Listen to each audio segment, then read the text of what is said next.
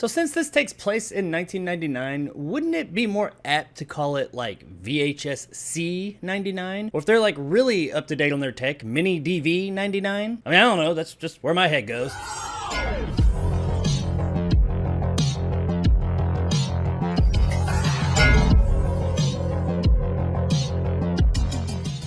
VHS 99 is brought to us by directors Flying Lotus, Maggie Levine, Tyler McIntyre, Johannes Roberts, and Joseph Winter and Vanessa Winter. Ooh, that's a whole bunch of directors. Witness a hellish vision of 1999 as social isolation, analog technology, and disturbing home videos fuse in a nightmare of found footage savagery. So VHS 99 is the 5th iteration in the VHS series, and I have seen some of these. I've seen the first one, part of the second one. I haven't seen the other two, but I decided to check this one out because it was sent to me by Shudder. While I can't really speak to the quality of the previous two in the series, the first two I did enjoy for what they were. I love me some anthology horror, and that is exactly what VHS is, so you would think that this was gonna be tailor-made for me this Halloween season. And it ain't bad. I mean, it ain't great either, but it ain't bad. Let's go ahead and get it out of the way right now. No, I do not think that VHS 99 is better or even up to the same level as the first or second VHS. Like I said, haven't seen the other two that came after that and before this one, but as far as the first two, no, it's not quite to that level. But what we do have is an entertaining enough time for the evening. There's nothing here that's really going to set the world on fire, but there's also nothing here that's just absolutely awful. This movie is extremely middle of the road. Now, that being said, there is one main reason that I think that is the case. There is something they could have done differently in most of these stories that I think would have improved this experience overall. Also, much like any anthology, some of these stories are better than others. However, like I said a moment ago, none of them are terrible. We get 5 stories this time around: Ozzy's Dungeon, Shredding, The Gawkers, Suicide Bid, and To Hell and Back. And of those, Suicide Bid and To Hell and Back are definitely the better of the 5. Shredding, which is our first entry, would probably be my least favorite of all, and To Hell and Back, which is the final entry, would probably be my favorite entry of them all. All the stories are different enough and do offer something interesting. Our first one has a Jackass-esque group of 90s youngsters that are in a band that go to a burnt-out club to try and play that is supposed to be haunted. Our second involves a sorority house hazing ritual that goes very bad. We get a very 90s Double Dare-esque game show that has quite the dark twist, though I will say that this segment seems a bit less 99 and more early to mid 90s, but whatever. A group of perverted teens doing their really odd version of Rear Window, and a somewhat comical, if not very disturbing, trip to hell. The performances as a whole are what you expect from a VHS film at this point. None of them are great, none of them are terrible, they all serve their purpose. That being said, Ali Leonidas from Suicide Bid and Sonia Edie from Ozzy's Dungeon are the standouts here. Leonidas just does a really good job and is very believable in what she is portraying on screen, and Edie probably has one of the best fucking lines in the entire movie, definitely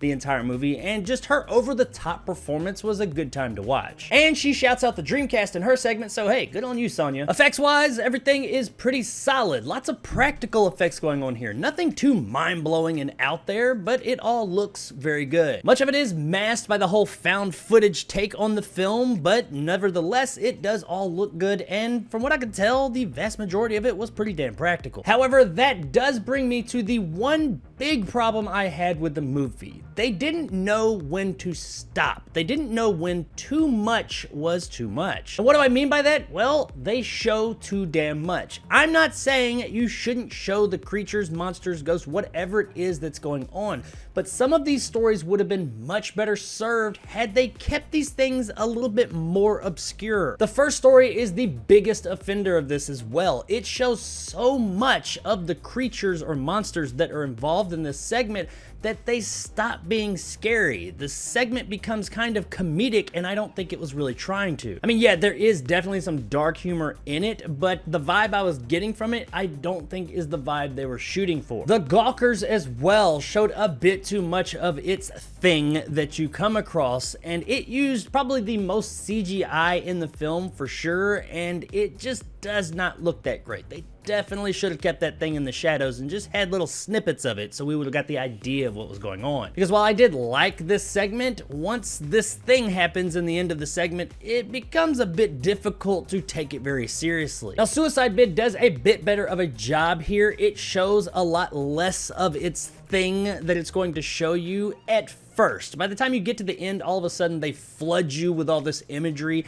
and I do wish they had like left that in the shadows a bit more, but for the vast majority of its runtime in this short, they kept it kind of in the shadows. They played more on your senses, and that did make it more scary. Overall, I will say that the effects for the most part do look good, except for that one in the Gawkers. It looks really bad, but I didn't really need to see them as much as we did. Guys, VHS 99 was fun. I mean, this is not going to be on anyone's top 10 list of the year. It's not going to be a movie that you watch every Halloween or anything. But as far as a new scary anthology flick goes for the Halloween season, yeah, sure, it's worth checking out one night. Like I said, it does have its issues, and it is not going to set the world on fire, but if you're just looking for kind of a goofy horror time for the Halloween season, then check out VHS 99 one night on streaming. Across the street.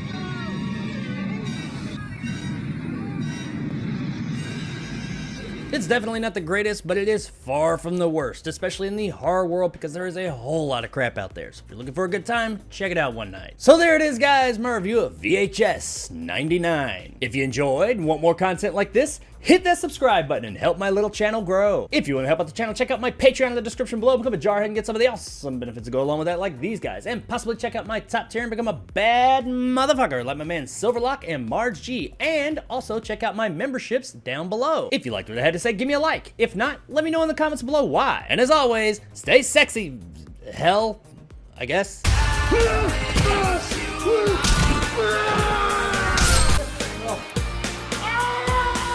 If you liked this entry in VHS and the other VHS films, you will be happy to hear that not only is this the 5th entry in this series that I never thought would get this far, but there's also a whole nother entry already scheduled for next year called VHS 85. So get ready, because apparently VHS is going back to the 80s, and we'll see how it fares against all that big hair, shoulder pads, and synthesizers. Maybe they should call it like Betamax 85.